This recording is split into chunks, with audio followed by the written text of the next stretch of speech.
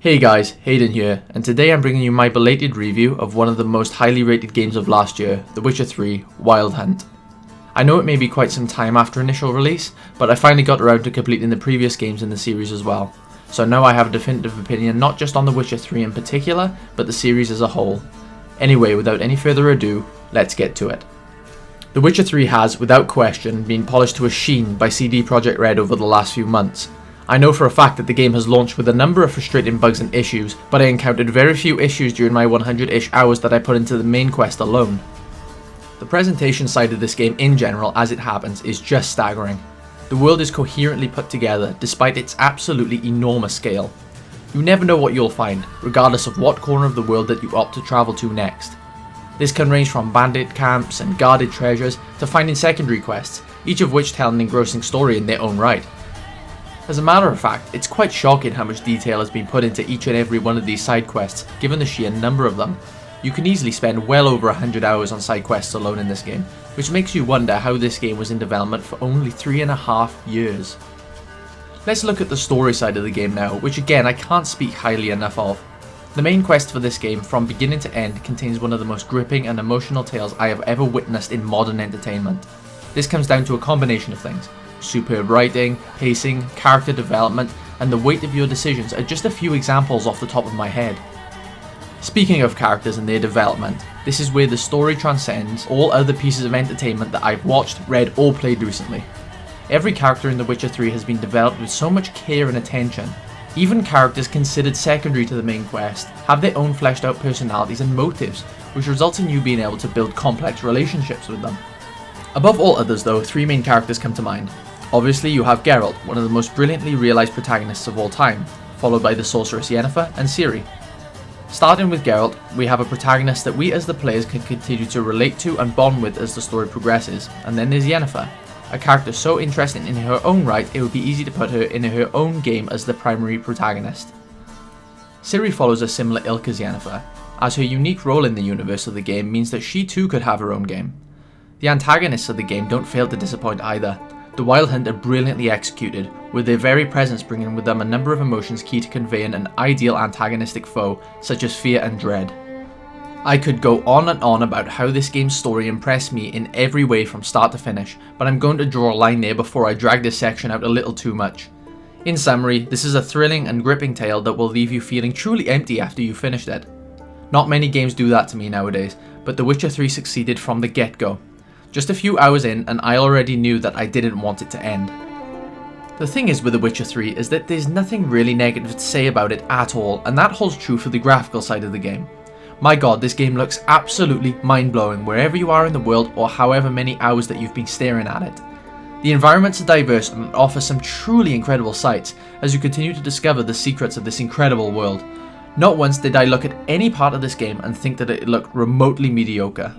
As a matter of fact, I'd go to say that this is the most technically impressive game I've ever laid eyes on. It isn't just because of overall graphic fidelity however, it's the scale that they've managed to do it with.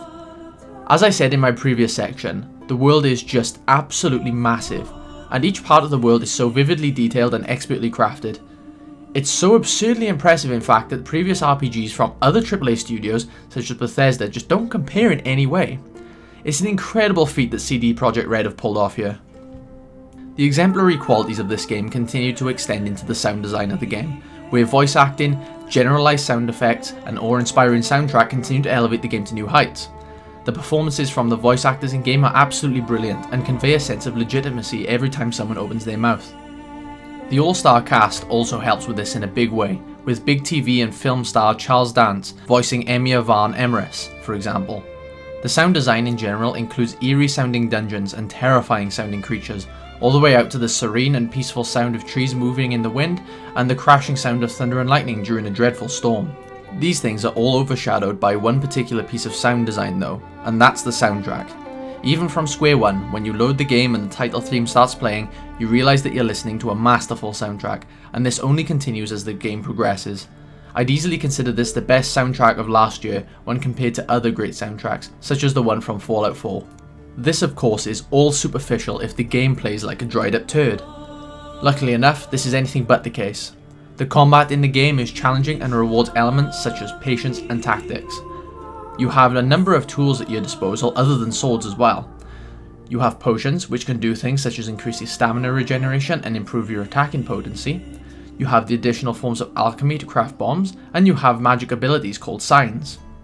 These signs range from you being able to burn your enemies with the flick of a wrist or create a protective shield that absorbs all incoming damage. All in all, the game is a joy to play, and the combat is one of those cases where learning it isn't too difficult at all, but it can be very hard to master. That being said, when you do end up mastering it, it is extremely rewarding to see yourself bring down larger foes that you have no real right to end up beating. However, all good things that I've said about the game so far aside, there are some annoyances that cropped up during my time with the game. The only one that really sticks in my memory longer than it should do is the horseback riding. It can be frustrating at times to see your horse bolt off in a direction that you have no intention of going in simply because the road splits off in two and your horse randomly selects whatever path that it wants. It can also be a bit clunky in that any little obstacle tends to stop the horse dead in its tracks, which again can lead to frustrating moments. That being said, it's very easy to overlook such annoyances while the rest of the game is so flawlessly executed. With that, I think it's about time that I began to wrap up this lengthy review. How do I even summarize this? Well, it's simple. This is one of those games that comes around once a generation. A game that takes a genre, or even the industry as a whole, and pushes it forwards. It excelled so much on all fronts that it simply transcends the idea of modern entertainment and can go toe-to-toe with genres outside of itself. The story, characters, graphical presentation, believable and breathing world, flawless overall sound design and fantastic gameplay all come together to create a game that will be the benchmark for numerous genres and numerous forms of entertainment for years to come, possibly even decades, but time will tell. It is for that reason that I have absolutely no hesitation in giving The Witcher 3 Wild Hunt an absolutely deserved 10 out of 10. I wish I could actually break the scale of my score, that's how much that I think of this game. It's so flawless in so many areas of its design that I honestly haven't got a clue how CD Projekt Red managed to pull this off, given the overall size of their studio and the resources available to them. If you haven't played this game yet, you absolutely owe it to yourself to do so, and if you don't play video games, go online and watch the story play out. This isn't just a huge victory for CD Projekt Red and even us gamers, but the gaming industry as a whole. Every game developer on this planet, take note, this is how you craft something that supersedes its genre and becomes a complete work of art. CD Projekt Red, you guys, thank you so much for letting me experience this masterpiece. I cannot wait to see what you guys come up with next. You've not only gone and crafted what I consider to be the greatest RPG ever created, but you've also gone and created the greatest game and piece of entertainment that I have ever had the pleasure of experiencing. Ladies and gentlemen, this has been my review of The Witcher 3 Wild Hunt. If you liked what you've watched or heard today, I'd appreciate the positive feedback by leaving a like, and if you have some constructive criticism for me, I'd also appreciate any feedback that you can leave in the comments. Thanks for joining me on this one, guys, and I'll see you in the next one.